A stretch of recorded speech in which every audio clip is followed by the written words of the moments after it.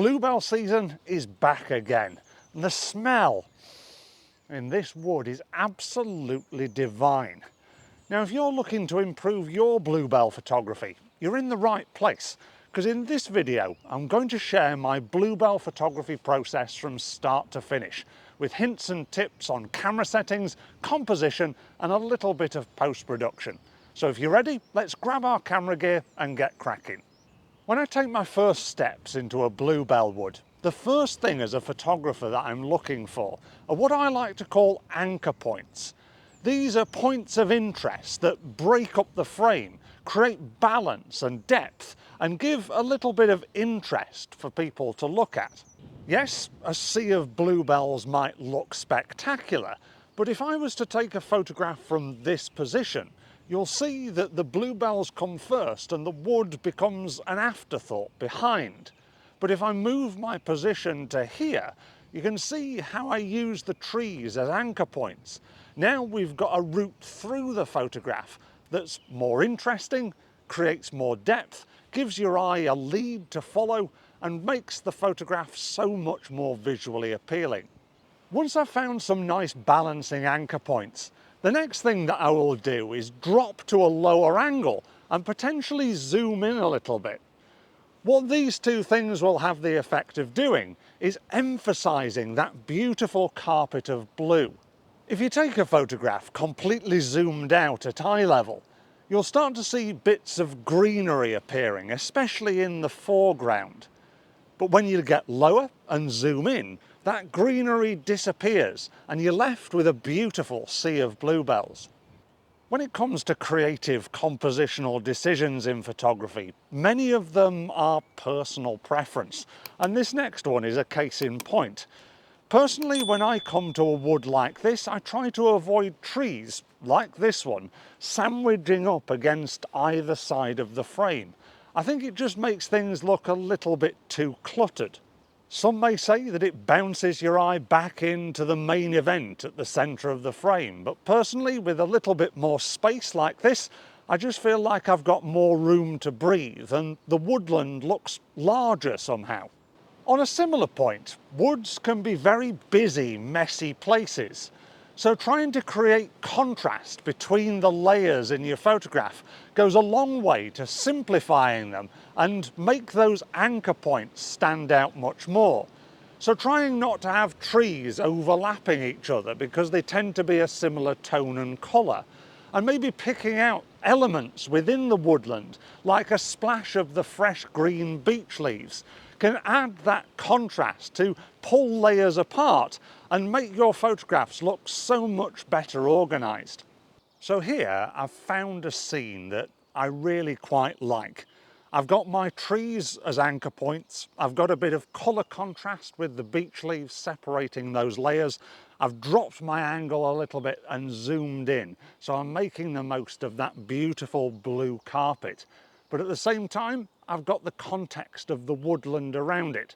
It's not all about bluebells then trees, it's all about the whole woodland scene stretching out before us. I only wish that the light was a little bit better, but we can't have it all. So let's discuss camera settings for this scene. Now, my first bit of advice, again, is purely down to personal preference. But usually when I photograph a bluebell wood, instead of having my aperture narrow, creating focus from my feet all the way to the horizon, I like to condense my depth of field by opening my aperture wider and focusing on the nearest tree. What this has the effect of doing is softening the background, so our eye is pulled forward in the composition. I think it just creates a more dreamy, more simple effect to the shot. Often, if you close your aperture down in these situations, it emphasises the busyness of the wood, rather than training your eye on those anchor points and the beautiful, simple contrast of colours. I will aim to keep my ISO low, so I'm restricting the amount of potential noise that I'm getting in my photographs, and I'll use the shutter speed to balance the exposure, making sure that I don't overexpose any light that might be coming through the gaps in the trees. With this in mind, it pays to slightly underexpose, because rather than washing everything out, you bring much more richness into the colours and general contrast into the whole scene. Another thing that I'll do is make sure that I've got a neutralising white balance.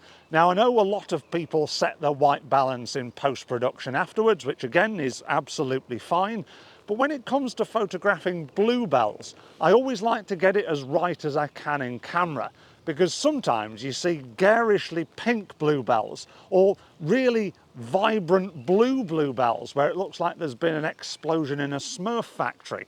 So ideally what I want to do is get things as I see them at the time.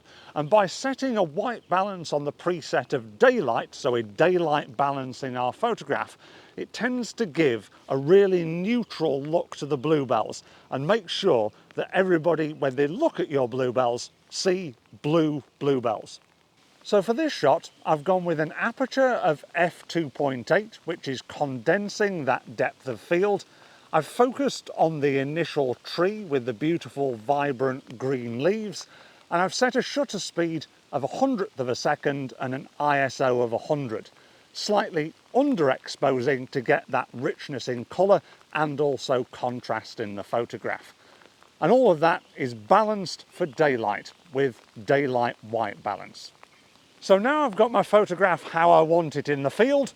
Let's head into some post-production software to see how we can fine-tune it into a finished picture. So here we are in the post-production software, and as you can see I've underexposed the shot slightly.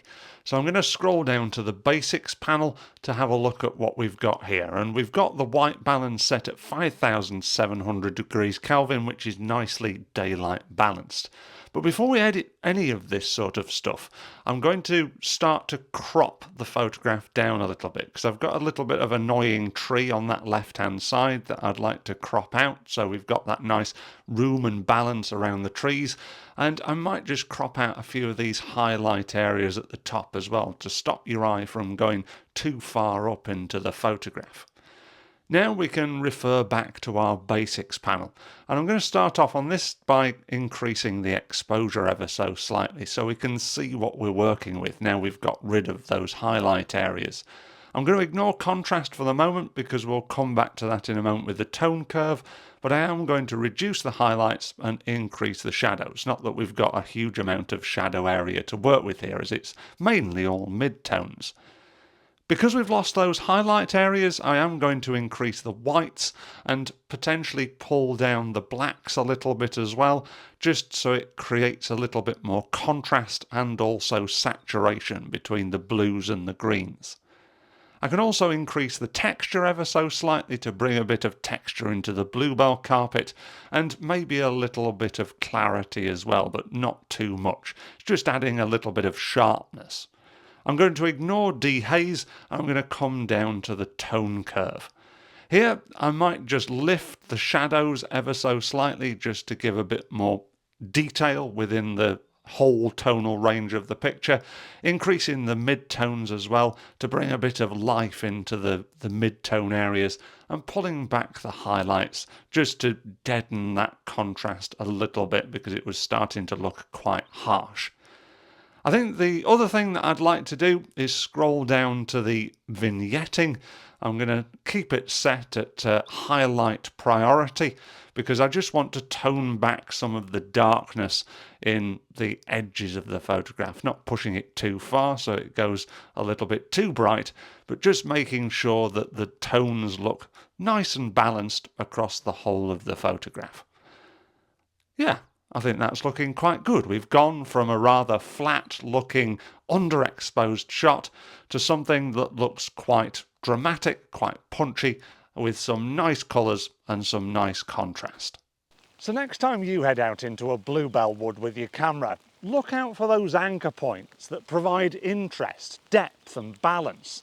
Try getting down to a lower level and zooming in to emphasise that carpet of blue. When it comes to camera settings, try to open your aperture rather than close it to condense the depth of field and make your photographs look more dreamy and simple. Set a daylight balanced white balance and do a few extra tweaks if you want to in post-production, just to give it that extra little nudge. If you've enjoyed this video, then please give it a like and consider subscribing to the channel if you haven't already done so. And if you want to learn more about practical outdoor photography skills, then keep an eye on this playlist here. Until the next video, thank you very much for watching. I'm going to go and dry off now. I'll see you in the next video. Bye for now.